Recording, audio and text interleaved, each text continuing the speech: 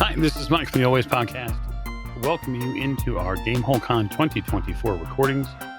We greatly appreciate your listening ears. So we hope you dive in and enjoy a couple of these pieces that we've had an opportunity to record live at Gamehole Con. So that said, let's hit it. So we want to say thank you to our community for taking time to check out this part of our Gamehole Con 2024 interview series, this time with Bruce Cordell. So Bruce, for anyone who might not know whom you are, please let us know who you are, what you do. I've been writing games for many years now. Started in '95 when I got hired at CSR. Wizards of the Coast bought us, worked from 2nd edition to 5th edition, then left the game company to work for another game company in 2013 to where I am currently at MCG, Monte Cook Games. Absolutely. So it's been a career.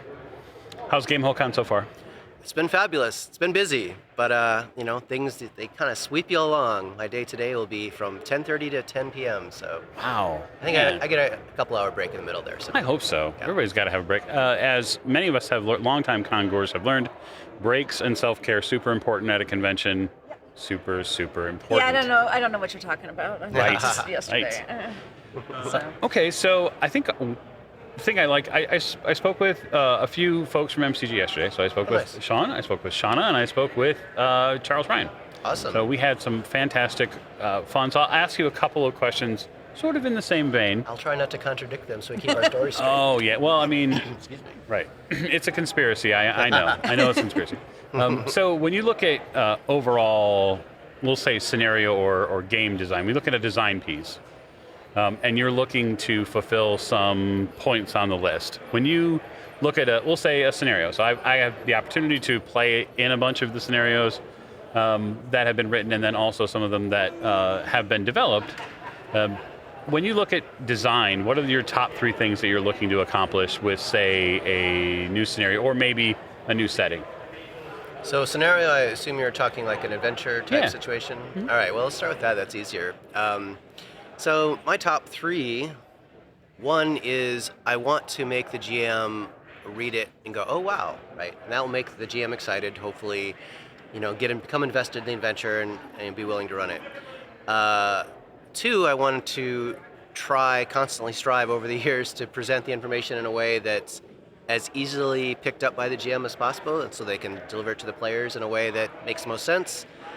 And 3, I want there to be a sense that there are at least a couple routes through the scenario, the adventure, to make sure that people who want to fight, well, they can fight, but there's hopefully ways through that I can suggest. The GM can always, of course, do whatever they'd like to make this happen, but to actually have something written down that can give the GM this is a good route for the players to persuade their way through or sneak their way through or whatever, right? Mm-hmm. That's kind of the big top 3 for me, I'd say. Okay, yeah.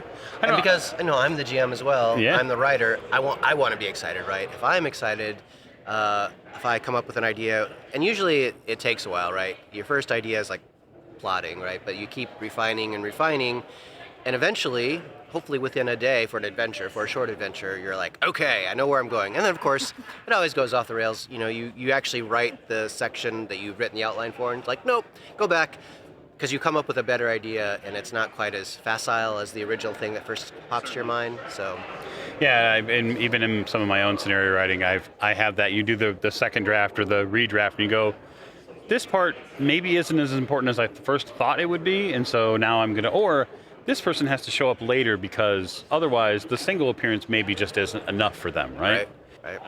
Or you work with your editor, and your editor's like, nope, not that, change this, do this and this, and you have that moment of, but I really like that part, and now I have to basically completely My reform precious it. children, oh. Yes. So Yeah. it's like you have to keep in mind as a creator and a designer, you have to what's best for the scenario versus what your own personal view Right. of it. And playtesting will hopefully reveal that as well, right? If you're like, okay, well that didn't go at all like I thought, right? Then that'll give you a lot of great Yep. Yeah, fodder absolutely. for change. Playtesting and editing, folks. Playtesting and editing. Yes. We also have a step called development as well, which is at MCG. Sean does a lot of that. I do it too. I do it probably 20% of the time, and Sean does it more like 50, 60% of the time. But have a second eye. Basically, it's like a peer review of someone. They come through, and they will give you all their takes on what is happening, right? And you are free as the designer once it comes back to you with all their comments in it to be like, oh yeah, or maybe, or whatever, and you can ask questions. And then of course it has a creator review, which Monty will be that final person. He'll have comments, goes back, and then it goes to editing, right? So there are several steps, and then editing, layout, proofing, right? And editing of the proofing. Yeah, it's a process. How shaky is the hand when you go, okay, Monty, here, review this. Tell me what you think. I honestly, well, yes, no one ever wants to be told, oh, you can make this different. But you always realize if you're a creator, you have to be able to accept good feedback and recognize it, right? And be like, okay, and that's something that I had to learn early on in the late 90s, right? When I first got hired there. At first I was like, I could do no wrong, right? And it's like, you need to make these changes. Like, why? But then I was like, wow, I'm acting like a 12-year-old child, right? And I pretty quickly gained the idea that it's great to accept feedback, especially, and truly honestly look at it, and truly honestly, look at it from a point of view of like, is this going to make the product better? Is it not just my ego saying, well, I wrote this first, right? Which is like such a childish way of looking at things. But we're all creatures, we're all humans, we're all absolutely. We all have to learn. Yeah, absolutely. Can you think of a scenario or say a setting or a game piece that you wrote maybe earlier on that you got critical feedback and it definitively betterment from? Well, everything. Even to this day, I get feedback on that betters it. There's not. Let's see. I don't know if I can give you a specific thing. There's lots of little things. That's right? okay. It's like, oh, maybe don't use this term, right? Maybe a different term will come across better, or oh, maybe it'd be better. Like you said, maybe it'd be better if I'm just trying to think of my last development pass from Sean or Monty. Actually, Monty's last development pass, this looks great. I'll give you that. And I was like, yeah, that's like the best one. But Sean always has lots of things. He's a really great, he really puts his mind to it, and he really comes up with lots of great advice. So. Nice. Okay, so what new are you working on for MCG? Let's see, I just finished a Weird West world builder book.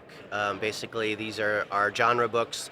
They have a white tied cover with a kind of a silhouette sort of situation, and we have many different genres. And I worked a little bit on that's called High Noon at Midnight. I worked a little bit on Neon Rain, which is the cyberpunk one. But now I'm basically full-time into oh my God, Gunslinger Knights, KNGIGHT, right? And that's basically this world where there's an Arthurian set of knights, but they ride motorcycles and shoot pistols, right? So there's this world under threat by these storms that are dropping these monstrosities from some location called the Crawling Chaos or the Crawling Deeps. And basically these knights, just out of their purity of knighthood, have come in to try and save the world. And, they have motorcycles and they shoot guns. So we have it's just a weird mashup. We have a question from the audience here on Twitch. Are there ideas that may not fit the current project, but you keep off to the side for future presentation? Yeah, I have a list of ideas that I just keep in various notes. I usually, these days I use Keep, Google Keep, because it's just a great way I can really footnote it and add little hashtags to keep it in little labels and stuff. Yeah, it's a great note keeping place for that sort of thing. Got to keep those notes, and now digital because paper will just get lost. Probably. Well, I'll bring that up. I'll come back to notes in a second if you ask me a certain question. Certainly. I want to give Heather an opportunity to ask a couple of questions. Well, Heather? I'm going to touch on the Mind Flayer in the corner because for those who know your work when you were at TSR and of course when Watsky took over, when you were working with Dungeons and Dragons, you are most well known for the psionics and everything that accompanied that. Like when it was introduced in Eldritch Wizardry in 1976 by Gary and Brian, you kind of took that and ran with it and kind of smeared it all over the place in a great way. Psionics seems to be one of those mechanics that either people really like or just want nothing to do with because of it. How do you how do you feel about that one of your main legacies from your D&D years happens to be this from the psionics?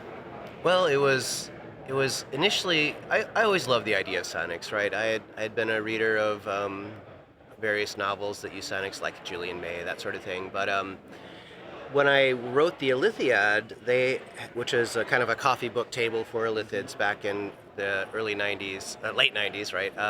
When I was working there, they said, no, I took it upon myself. There was actually a blue book or one of these leatherette coverettes that I think Steve Winter had done on psionics as well, so there had been some development on psionics.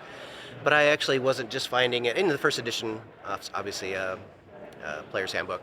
But I just didn't find it very easy to use, so I had this little section that really just simplified some stuff in the Ilithiad of psionics, just really, really quick for Ilithids to use, right? And based on that, when third edition came around, they're like, who has an interest in psionics here? Bruce, you wrote this thing in the Ilithiad about psionics. You want to write psionics? And I was like, yes, I do. Yes, so I do. I was able to parlay that into a full-time project working on psionics. And actually, there was an initial psionics handbook, which actually had some flaws. And based on feedback from the community and the opportunity to do the expanded psionics handbook, made some revisions in that, and came out with a completely different and better expanded psionics handbook, and that's the one that everyone remembers, thankfully, because that's the one that went on to wide success for those who love psionics.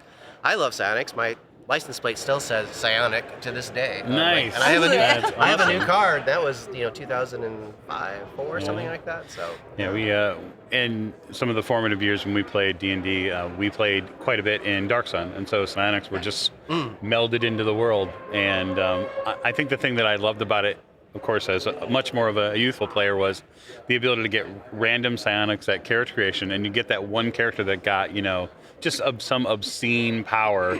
They're this 14-year-old kid running around, and they can just blow people's heads up. And So I'll tell you a very quick story. Yes. I was one of those kids. I had the ability to turn ethereal at will. Yes. And then I could go ethereal up into whatever, kill the monster from behind, whatever. I was just screwing up the GM's scenarios left and right. And so one day we met this monster called Colgar the Mind Ripper. Uh-oh. And Colgar the Mind Ripper had the ability to rip psionics out of people's heads. And guess what power I lost? Ability to turn ethereal. Seems I was very terribly sad as a 14-year-old Oh kid, yeah, no, but, absolutely. Oh yeah, when you have that much power. That my GM, by the way, was Monty back then in high school. Wow, that's got to be something. Now you and Well, Monty, you and Monty we grew up Cook, together, so. Yeah, I was gonna say you and Monty Cook are childhood friends. So I mean, when he was working and he did, I'm still mad at him for taking my ethereal. He this went time. Planescape. He did Planescape, and then you both of you working on your various projects and your areas of expertise, and then to come back later after leaving the D&D world, and Monty says, "Hey, come work for me." I mean, how has that been? I mean, that you guys seem to have had. Oh, it's been great. time. In fact, I left Wizards because I was writing a science fiction novel, because Wizards' novel department had collapsed, or they had let it collapse. And I was telling Monty about it, and he said, we could write a game based on that. And so that's ultimately why I left Wizards, is to go directly work on The Strange, which was the novel. The Strange became. I eventually finished the novel Myth of the Maker, but The Strange was that game. So yeah, so it's been great, right? So I was able to actually turn this novel that I was only 20% through into an entire game system. So it was fantastic, and it's been great since then. It's been going on 11 years. Actually, it is 11 years in August of this August. Because it's always a little bit of a chance. It's like, look, we're friends. Do we really want to mix business sure. with friendship? If it's going to work out, because if it doesn't, Right. Well, I think that would have happened already if that were going to be the case. Yeah. But we Right. managed to pull it out at this point. So. Monte Cook Games, all of the different crowdfunding and Kickstarters have been super successful, which is great. Of many of them grace my shelves. I have probably 2 shelves Oh, wow. of MCG books at this point. You got a lot of them then. Yeah, but I'm sort of a collector in that way. I don't have all of them yet. Like You're slightly part. I mean, when Numenera came out, you wrote your novels. So. Certainly, yep. One of 2 limited license holders. Oh, nice. So me and Andreas have that sort of not singular, but we have that one thing in common where. That's how I came to actually know what Numenera was, because he's like, no, I'm busy writing. What are you writing? Well, I'm writing in this world called Numenera, and I'm like, what the hell is that? And then I remember very distinctly calling Charles and Tammy and saying, okay, the book's done. Mm-hmm. And Charles was like, hey, which book is this? And because at that point, like, he's in Kickstarter hell, like, trying to figure out. And we talked over it, and he was like, oh, right. Yeah, so I need you to send 3 copies of this book to, one goes to Monty for the vault, one goes to, this person. So you had to, I said, well, I'm going to be at Gen Con in a couple weeks running games for you, so I'll just bring them then. And that's what I did. It was great fun. I love the world. I think that I vibe a little more with the Strange than I do with Numenera, just because I love as a kid in the 90s, I watched Sliders all the time, and so that's sort of like what I think of, and I love the quantum leap sort of idea of I go into this other world, I become a completely different creature, and I get this overlay of who I am in that world, and we can always go back, right, and be myself again. Right, and the Strange, though, unlike Sliders, you actually, like you said, you gain a new facet of yourself. You can completely change who you are by taking on the context of that world, or the context of that particular limited reality based on a fiction, right? But whatever, right? It's another world. It's a limited world, but yeah. So I know you have a game to get to, so I won't keep you, but I do appreciate you stopping by.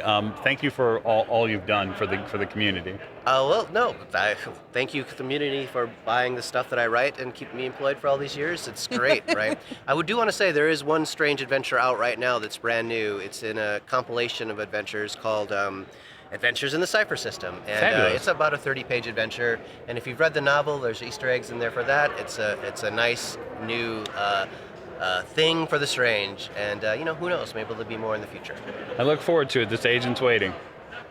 So thanks everybody for joining us. Thanks for Bruce stopping by, and we'll see you all in the next stream.